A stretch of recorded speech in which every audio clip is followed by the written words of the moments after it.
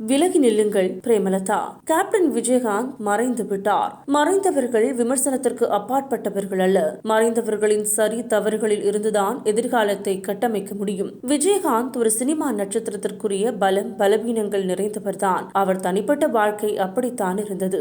அரசியல் கட்சி ஆரம்பித்த போது அந்த கட்சிக்கு தனியான கொள்கையோ நீடித்த லட்சியமோ இருந்ததில்லை. சாதாரண ரைஸ் மில் உரிமையாளரான தனக்கு தமிழக மக்கள் மிகப்பெரிய வாழ்க்கையை கொடுத்திருக்கிறார்கள். அவர்களுக்கு ஏதாவது நல்லது செய்ய வேண்டும் என்கிற ஒரு எண்ணம் மட்டும்தான் அவர் அரசியல் கட்சி தொடங்க காரணம். எல்லாவற்றையும் தாண்டி அவருக்கு இருந்தது மனித நேயமும் உதவும் குணமும் தான். அவர் சினிமா நட்சத்திரமாக வெற்றி பெற்றதற்கும் அரசியலில் குறுகிய காலத்தில் வளர்ச்சி அடைந்ததற்கும் முக்கிய காரணமும் அதுதான். எந்த ஊழலை எதிர்த்து அவர் அரசியலுக்கு வந்தாரோ அதே ஊழல் கட்சிகளுடன் கூட்டணி அமைத்தது அவரது மிக முக்கிய முரண்பாடு. அவரது மறைவின் போது அவரை பற்றி அதிகம் பேசப்பட்டது. அவரது மனிதநேயம் தானே தவிர அவரது அரசியல் கொள்கையோ லட்சியமோ அவர் நடித்த திரைப்படங்களை பற்றியோ அல்ல. எப்படி இருந்தாலும் விஜயகாந்த் ஆக சிறந்த மனிதாபிமானி, பரமோபகாரி என்பதில் இரண்டாவது கருத்துக்கு இடமே இல்லை. ஆனால் அவர் கட்சி நல்ல உடல் நலத்துடன் அவர் கட்சி நடத்திய வரைக்கும் எந்த பிரச்சனையும் இல்லை. ரஜினி சொல்கிற மாதிரி தமிழக அரசியலில் அவர் சக்தி மிக்கவராக இருந்திருப்பார். ஆனால் உடல் நலம் தளர்ந்த போது கட்சியின் நிர்வாகத்திற்குள் நேரடியாக வருகிறார் பிரேமலதா.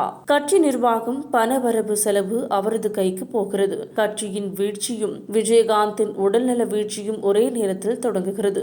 எப்போதுமே தனிநபரை நம்பி தொடங்கப்படும் கட்சிகள் அந்த மனிதரின் மறைவுக்கு பின்னால் மறைந்து போகும் என்பதுதான் வரலாறு.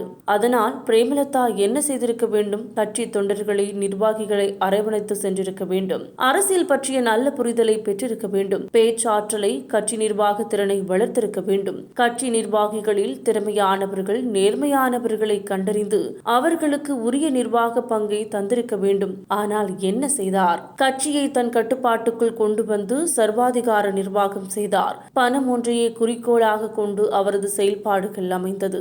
அரசியல் மேடைகளில் அவரது பேச்சு அறிவார்ந்ததாகவும் இல்லாமல், விஜயகாந்த் பாணியில் மனிதநேயமாகவும் இல்லாமல், சாதாரண மேடை பேச்சாளரின் குரலாக இருந்தது. அவர் எடுத்த அரசியல் கூட்டணி முடிவுகளும் அப்படித்தான் இருந்தது. இருக்கிற தொண்டர்கள் இருக்கிற கட்சியின் பலத்தை கொண்டு எப்படி தனது வசதிகளை பெருக்கிக் கொள்ளலாம் என்பதே பிரேமலதாவின் இப்போதைய திட்டமாக இருக்கிறது. இதனை விஜயகாந்தின் இறுதி ஊர்வலத்தில் காண முடிந்தது. அமைதியாக சென்ற இறுதி ஊர்வலத்தில் அவர் ஒலிபெருக்கி பிடித்து கூட்டத்தை கட்டுப்படுத்தியது தான் உத்தரவிடும் அதிகாரம் படைத்தவர் என்பதை காட்டியது. இறுதி சடங்கின் முடிவுக்கு பிறகு அவர் அளித்த பேட்டியில் இறுதி அஞ்சலி செலுத்தியவர்களுக்கும் உதவி செய்த அரசுக்கும் நன்றி தெரிவிப்பதாக மட்டுமே இருந்திருக்க வேண்டும். ஈரம் காயாத விஜயகாந்தின் சமாதி முன் நின்று கொண்டு அரசியல் முழக்கம் செய்தார். இந்த நல்ல நாளில் உறுதி ஏற்போம் என்ற சொற்றொடரை பயன்படுத்தி விஜயகாந்த் இறந்த நாளை நல்ல நாள் என்றார். இனி என்ன நடக்கும்? வருகிற பாராளுமன்ற தேர்தலில் சக்தி வாய்ந்த ஒரு கட்சியுடன் கூட்டணி வைத்து ஒரு சில இடங்களையும் பல கோடிகளையும் வாங்குவார். அதற்கு பிறகு வருகிற தேர்தல்களிலும் இந்த பேரமும் சீட்டும் தொடரும். இதை தாண்டி கட்சி சாதிக்கப் போவது ஒன்றுமில்லை. பிரேமலதா முற்றிலுமாக விலகி ஒரு நேர்மையாளரிடம், நல்ல நிர்வாகியிடம் கட்சியை ஒப்படைத்தால் இப்போதிருக்கும் பலம் குறையாமல் பார்த்துக் கொள்ளலாம். செய்வாரா பிரேமலதா?